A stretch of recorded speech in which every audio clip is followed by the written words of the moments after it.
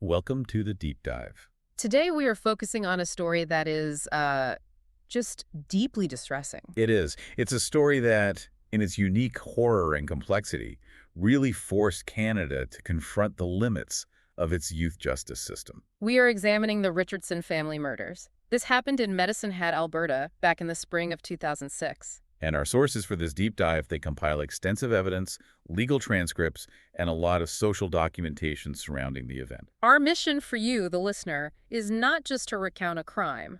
We're going to carefully synthesize the facts to help understand the timeline, the backgrounds, and the disturbing motivation. And perhaps most critically, the intricate legal boundaries that come into play with something called the Youth Criminal Justice Act, the YCJA. Exactly, especially when a crime of this magnitude is committed by a child. This is a profound and deeply serious subject. It is, and we must begin by acknowledging the overwhelming tragedy that befell Jean-Marc Richardson, who was 42, his wife, Deborah Doolin Richardson, 48, and their 8-year-old son, Tyler Jacob Richardson. The sources, they just paint a painful picture of a family that was violently and completely destroyed. So let's begin at the moment of discovery. Which, in and of itself, contains this chilling element of innocence just being shattered. The day was Sunday, April 23, 2006. And the time was around 1 in the afternoon. The source material really emphasizes how the discovery of the bodies underscored the domestic horror of it all. This wasn't a crime found by, a routine police patrol. No, it was discovered by an 8-year-old boy, a friend of Jacob's. He had just shown up at the Richardson home for a playdate. A typical Sunday playdate. And that detail, that normal routine being interrupted by just unimaginable violence, is haunting. The friend alerted his mother, who then made the call to the police. And that initiated what would quickly become one of the most high-profile murder investigations in Canadian history. When law enforcement entered the home on the 200 block of ranchlands in Medicine Hat, the brutality they encountered was, well, it was immediately clear. The sources outline the locations and the injuries sustained by the victims, and, well, it paints a picture of just overwhelming rage. Absolutely. Jean-Marc and Deborah Richardson, the parents, they were found in the basement of the home. And the number of wounds it's just staggering. It is. Jean-Marc, the father, he had sustained an astonishing 24 stab wounds. Oh, 84. And his wife, Deborah, had 12. These figures, they're critical because they speak not just to murder, but to a personal fury. To an intention to inflict the most harm possible. And the violence wasn't confined to the adults. The body of the 8-year-old son, Tyler Jacob, who went by Jacob, he was found upstairs. He had suffered multiple stab wounds to his head and torso, and his throat had been slit. The distribution of the bodies, the nature of the injuries, it all immediately signaled a complex, targeted attack on the entire family unit. So initially, after confirming this triple homicide, the police had a critical question. Where was the couple's 12-year-old daughter, Jasmine? She was absent. And this led to immediate public fear that she was a missing person, maybe abducted, or even a fourth victim. This initial confusion really highlights the speed with which the investigation had to pivot. Law enforcement, they were seeking any clue to her whereabouts, any explanation for the crime. So they started canvassing the family's life, including Jasmine's school. And this is where the investigation took its dramatic turning point. It shifted away from a search for a victim and toward a search for a suspect. And that turning point came with the discovery of a piece of evidence that was deeply unsettling in its context. A simple yet profoundly disturbing stick figure drawing. Exactly. Inside Jasmine's school locker, investigators found a drawing. It was cartoonish, but completely unambiguous in what it depicted. Her family being murdered. Yes. This drawing, it functioned as an immediate confirmation of premeditation. It suggested the crime wasn't random, but an inside job, and that Jasmine herself was implicated. Potentially as the architect. This piece of evidence, found so quickly, shifted the entire focus. It provided the probable cause they needed.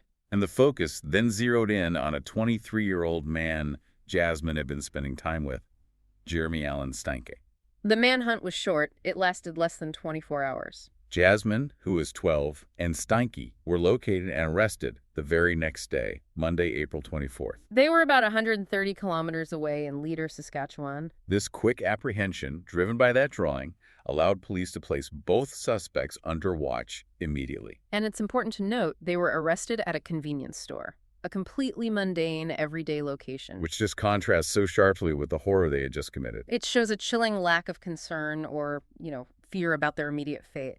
Both were charged with the 3 murders. And as the sources revealed, they weren't entirely alone in their flight.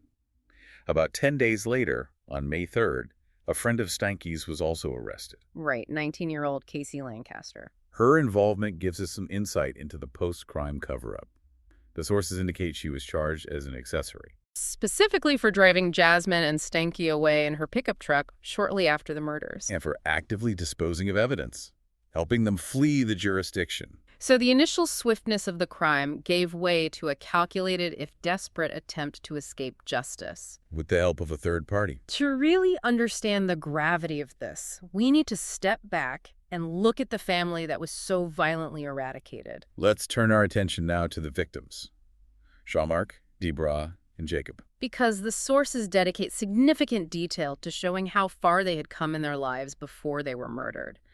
The narrative is really one of recovery and rebuilding. It's a crucial context. Jean-Marc and Debra were recovering drug addicts. They met at a gymnasium in Sudbury, Ontario, and were married a year later. The sources make it very clear they were fully recovered, dedicated to sobriety. They had successfully transitioned away from that difficult past and were focusing intensely on creating a stable, functional home for their children. And they were determined to build that stable life. They initially moved to Okotoks, just outside Calgary. The sources note that in the early days, money was extremely tight. They were relying on food banks to cover their bills. Which really speaks to their perseverance. They were fighting hard to leave that troubled past behind. And their efforts paid off. Around 2005, Mark got a promotion, which led the family to purchase a home and move to Medicine Hat. This was meant to be that final step, the one toward financial and familial stability. They were investing in their future, creating a safe environment. A stability that just makes what happened next all the more tragic. Then there is Tyler Jacob Richardson, the 8-year-old son, known as Jacob. The source material really emphasizes the profound innocence of this loss. He was a typical child, loved by his friends, just navigating elementary school. The sources are careful to place him as a fully realized, bright young boy, not just a footnote. And then we have to look at Jasmine's trajectory, the daughter who ultimately helped orchestrate their deaths. Her early life was marked by achievement. She was described as highly capable, an honor roll student at her Catholic school, involved in fine arts, very sociable. She projected the image of an ideal, bright young girl. And that stable image began to fracture, according to the sources, around the time of that move to Medicine Hat in 2005. This coincided with her gaining greater access to the internet, and a palpable shift began. The new city, the new school, the inherent alienation of that adolescent transition.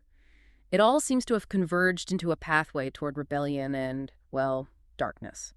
It's this profound shift from an honor student to a child capable of premeditating murder that requires us to look closer at the influences that took hold of her life. The move disrupted her established social structure. It made her more susceptible to new and, unfortunately, damaging influences. Focusing now on Jasmine, the sources meticulously trace the changes in her behavior, starting in the summer of 2005. She and her friends started frequenting the Medicine Hat Mall, and that served as an early flashpoint. They encountered an older group of teenagers who were immersed in the goth subculture, and Jasmine, looking for a new identity, began modeling herself after them.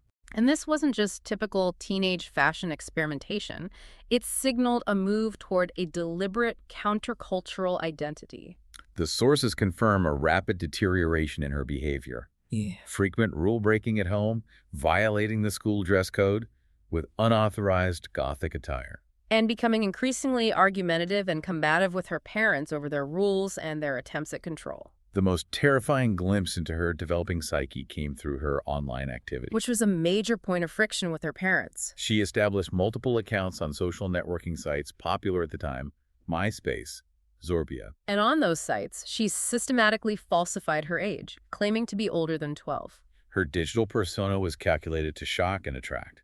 She posted inappropriate photos and claimed interests like Wicca and drinking alcohol. But the dark interests went far beyond typical rebellion. She was immersing herself in truly disturbing subjects. Serial killers, scarification. And on one profile, she listed the American serial killer Jeffrey Dahmer and the musician Marilyn Manson as her heroes. This wasn't just a phase. This was the cultivation of a deeply disturbing, aggressive identity that sought out the fringe. And this online search for an extreme identity led her directly to Jeremy Steinke. January 2006, at that same Medicine Hat Mall, she met the 23-year-old. Despite the massive age gap and immediate heavy scrutiny from her parents, they began an intensive relationship, communicating constantly on social media, attending local punk rock concerts. The parental conflict was already intense, but the relationship with Steinke, it acted like rocket fuel. Jasmine started sneaking out routinely to meet him. She spoke openly of running away. And even talked about entering foster care to escape what she termed the oppression of her parents' rules. It's clear from the sources that the rules, which were about safety and age-appropriate behavior, she saw them not as protection, but as the main barrier to her desired life with Steinke. And this intense frustration wasn't just directed at her parents. Tragically, it extended to her 8-year-old brother, Jacob. The sources paint a deeply troubling picture of her animosity towards him. Steinke, the adult perpetrator, later claimed that he once witnessed Jasmine strangling Jacob. Furthermore, she reportedly expressed deep embarrassment over having Jacob accompany her anywhere. And the sources highlight the heartbreaking reality that Jacob was aware of this hostility. He had confided in a family friend that he was genuinely afraid of his older sister. This wasn't just sibling rivalry, it was genuine fear. It indicated a pattern of aggression that escalated tragically. The final critical incident that seems to have triggered the physical planning of the murders. It happened after Jasmine had convinced her parents to let her attend a punk rock concert. Right. She snuck away from their supervision and was caught making out with Steinke in a back alley. The consequences were immediate and absolute. Yeah. She was grounded, and all her electronics were confiscated. This total loss of contact and control over her life with Steinke, which had become her primary motivation, was the breaking point. The sources indicate that shortly after this grounding, she abandoned the idea of running away. And transitioned directly into fantasizing about permanently eliminating her parents. The desire to be rid of the oppression morphed into a plan for familicide. Let's turn now to the adult partner in this horrific plan, Jeremy Allen Steinke, 23, whose background, according to the sources, is just marked by a deep cycle of instability and trauma. Steinke's childhood was characterized by unrelenting violence. The sources meticulously document physical abuse he suffered at the hands of his biological father and 2 successive stepfathers. And these are not general claims. There are specific, chilling anecdotes that reveal a life lived in constant chaos and fear. The sources cite 2 examples of this. Steinke recounted being locked inside a deep freezer by one of his stepfathers. He also spoke of an incident where, in an act of self-defense, he used a lead pipe to break the arm of an abusive ex-boyfriend of his mother's. This history of frequent family moves and inherent violence, he claimed, prevented him from ever establishing lasting friendships or any kind of stability. And compounding the trauma was his deeply negative experience in the school system. While attending elementary school in Medicine Hat, he was relentlessly bullied, primarily because of his last name, which children constantly mocked by calling him Stinky.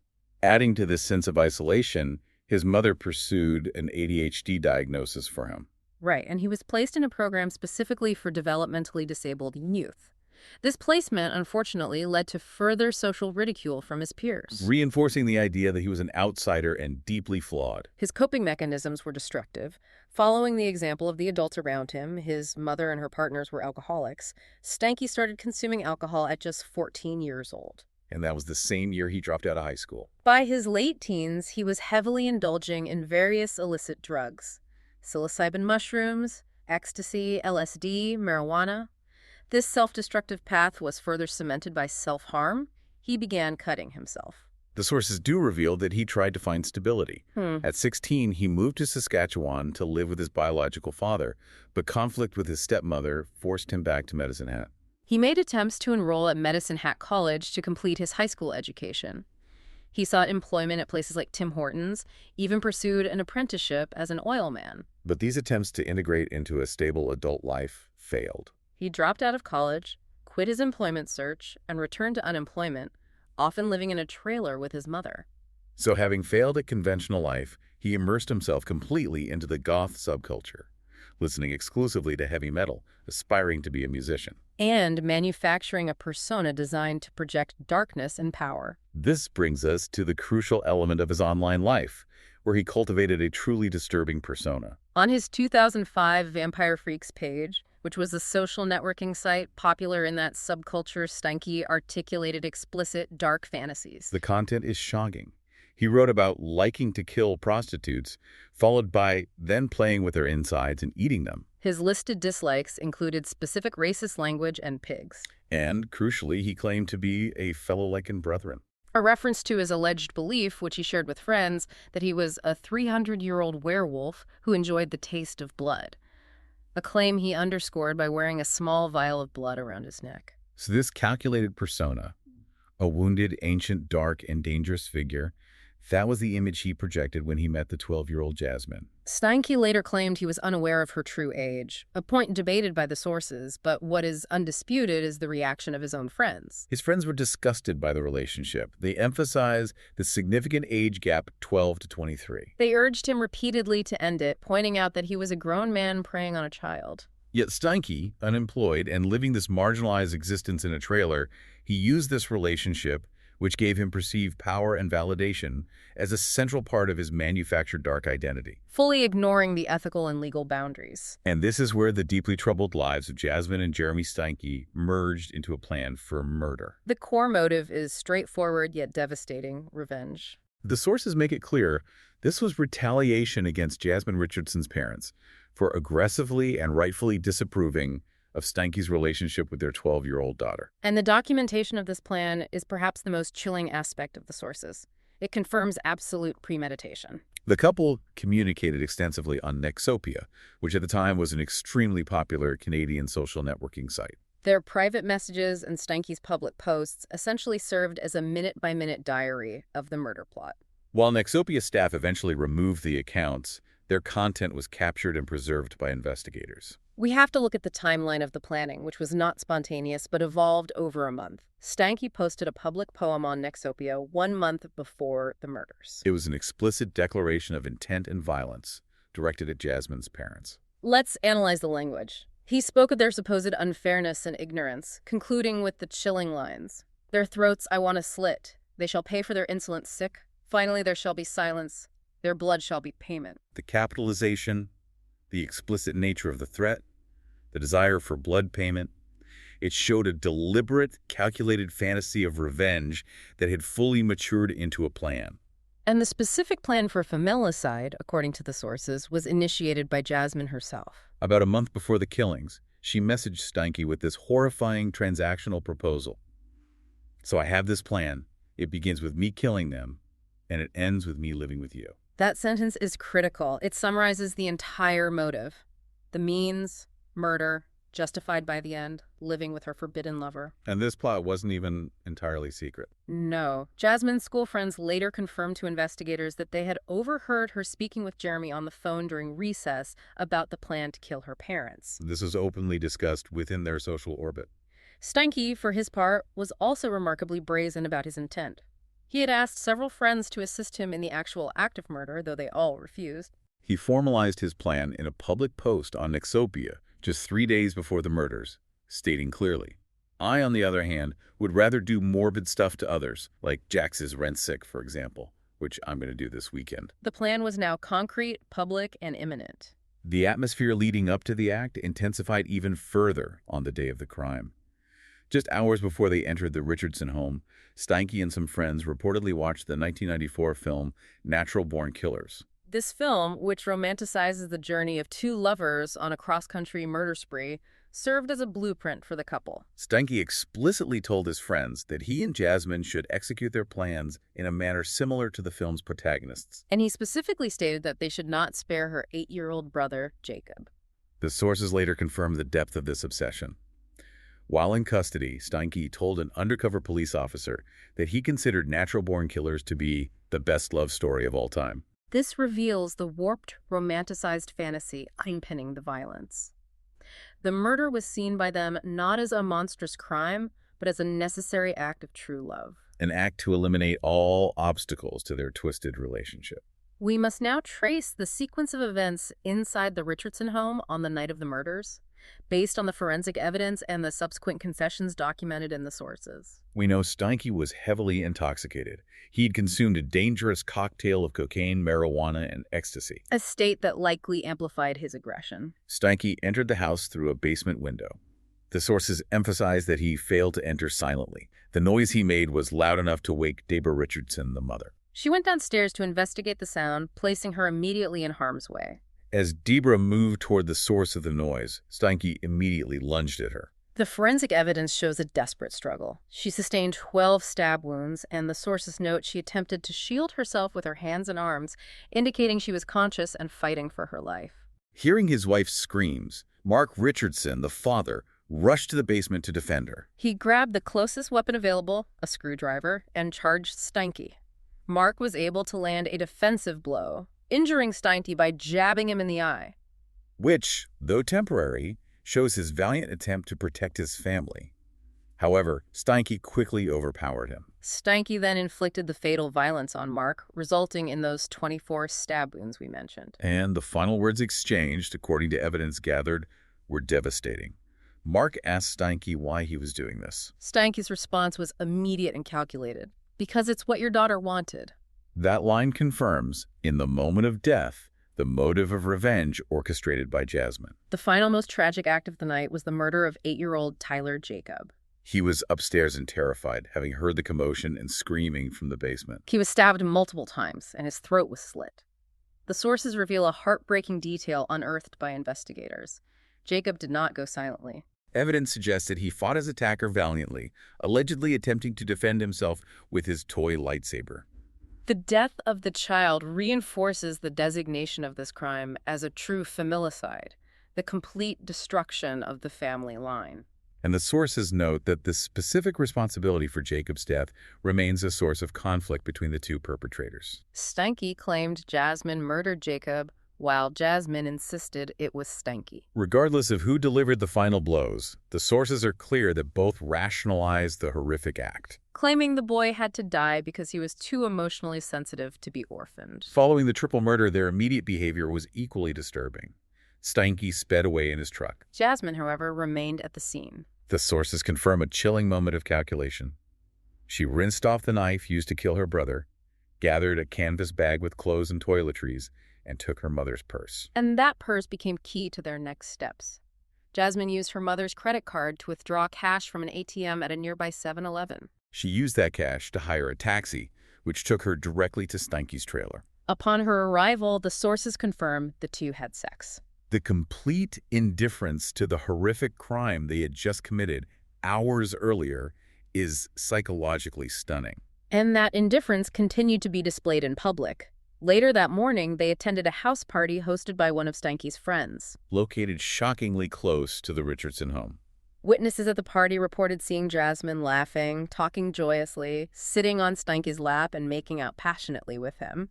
She showed absolutely no trace of trauma or remorse. Steinke, showing off the injury Mark Richardson had given him, was also observed interacting normally. The truth finally spilled out at the party.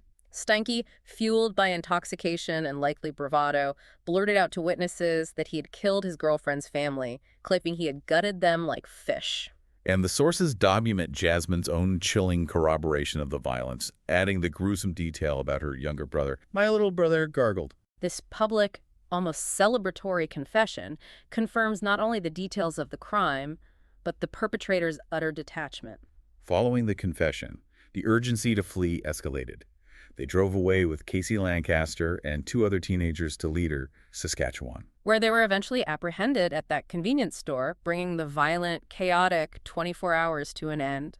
The prosecution and sentencing phase of this case are where the Canadian legal system, particularly the specialized laws governing juveniles, came into sharp focus. Right, and they often contrast severely with the brutality of the crime. This is a critical point that demands elaboration.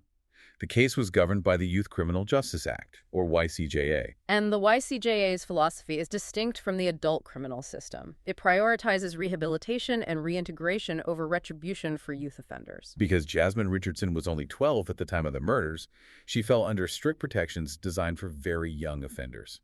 Let's break down the age limits enforced by the YCJA as they dictated her fate. 12 is the absolute minimum age for criminal charges in Canada. And crucially, if a convict is under 14 at the time of the crime, they cannot, under any circumstances, be sentenced as an adult. Regardless of the severity of the offense, this immediately placed a hard cap on her potential punishment. Jasmine Richardson was 12 at the time of the murders, though she turned 13 before her conviction on July 9, 2007. She was found guilty on 3 counts of first-degree murder, making her, according to the sources, the youngest person ever convicted of a multiple murder in Canadian history.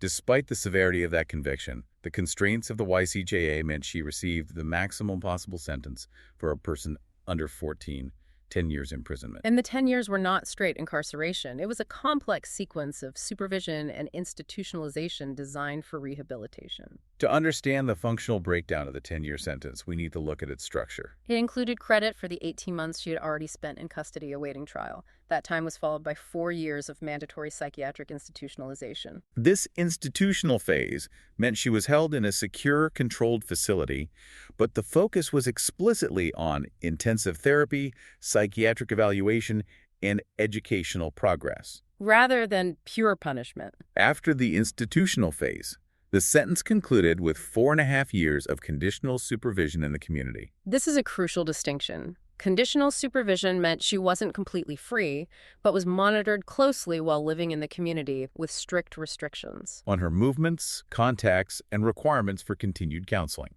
This gradual reintegration, supervised by court order, is central to the YCJA philosophy. The sources follow her rehabilitation closely.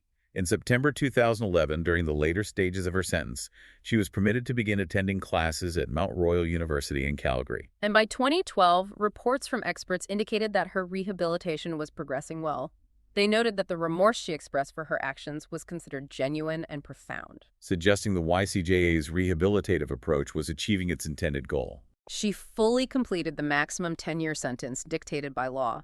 Her final judicial review occurred on May 6, 2016, at which point she was freed of all court-ordered conditions and supervision. And furthermore, the sources confirm that due to Canadian law protecting young offenders who successfully complete their sentences, her criminal record was formally expunged in 2020. This means, legally, the record of her conviction no longer exists. Now, in stark contrast, we look at the adult perpetrator, Jeremy Steinke. His legal process followed the adult system. While in jail awaiting trial, he spoke with an undercover police officer, admitting to the murders of Jean-Marc and Debra, but steadfastly maintaining that Jasmine was the one who killed Jacob. The sources reveal the continuation of their deeply disturbed relationship, even through the incarceration period. While in custody, they exchanged passionate letters, professed their love, and Steinke even proposed marriage, which Jasmine accepted. It's an incredibly bizarre detail that shows the intensity of the bond that led to the familicide. It should be noted that the age disparity in their relationship brought up the possibility of statutory rape charges against Steinke. But the sources confirmed that those charges were ultimately never pursued by the Crown, likely due to the focus on securing the conviction for the triple homicide. Steinke was tried in November 2008, and after a complex trial, the jury found him guilty on 3 counts of first-degree murder. On December 15, 2008, he was sentenced to 3 concurrent life sentences. Under Canadian law, this means he must serve a minimum of 25 years before he is eligible to apply for parole. An interesting footnote to Steinke's post-conviction life is his legal name change while in prison. The sources confirm he legally changed his name to Jackson May to honor his late mother, Jacqueline May, who passed away in 2016. Finally, we should briefly consider the outcome for the accessory, Casey Lancaster. Right, who drove the couple away. The accessory to murder charge against her was eventually dropped. She instead pleaded guilty to a lesser charge, obstruction of justice. The accessory charge, which carries severe weight, was likely dropped because the Crown focused its resources on the 2 primary perpetrators, and obstruction was easier to prove based on her actions. She received a sentence of 1 year house arrest, with strict orders to refrain from drugs and alcohol. This outcome reflects the tiered involvement, where her role, while critical to the escape, was not in the actual violence. The legal outcomes highlight the extreme dissonance between the severity of the crime, a planned triple murder motivated by revenge against parental authority, and the specific, constrained legal response dictated by the Canadian framework for juvenile justice.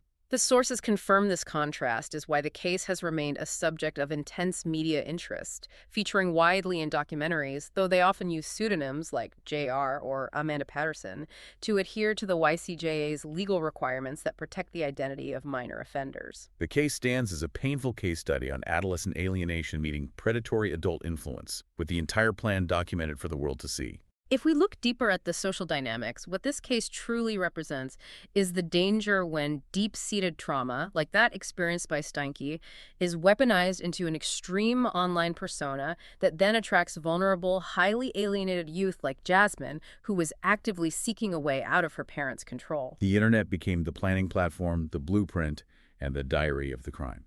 As we synthesize the knowledge gained from these sources, the fundamental narrative arc that stands out is the devastating convergence. The calculated manipulation by an older partner, fueled by trauma and dark fantasy, intersecting with a young girl's extreme adolescent rebellion. The facts, laid bare through their online messages, show a level of premeditation and brutality that is chilling. This evidence, however, was processed by a legal system built on the principle of juvenile reform, resulting in a maximum 10-year sentence for the child perpetrator. A final thought for you to consider, based on the material we have explored. When the entire terrifying plan for a mass murder is documented openly and publicly by a child seeking to escape parental control, what is the ultimate responsibility of society and the justice system to intervene earlier when the threats are still digital? And once the act is committed, how should the justice system balance the profound need for justice for the victims and the legal mandate for rehabilitation for a perpetrator who was fundamentally still a child? Thank you for joining us for this deep dive into the source material.